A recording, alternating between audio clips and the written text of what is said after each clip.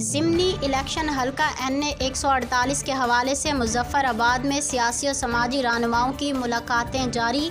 جویا news plus registered کے ملتان سے نمائندے فہد جویا کی رپورٹ کے مطابق محترمہ عابدہ بخاری، صدر Pakistan Peoples Party Multan city women wing chairperson Waseb تاجر اتحاد، Makhdoom Syed Matloob Bukhari, general secretary peoples traders wing مرکزی صدر وسیب تاجر اتحاد، اجر عباس ہمراہ دعا زہرا نے محمد خلیل معصومی، محمد انس، محمد اویس، احمد رضا، علی رضا سے ملاقات کی۔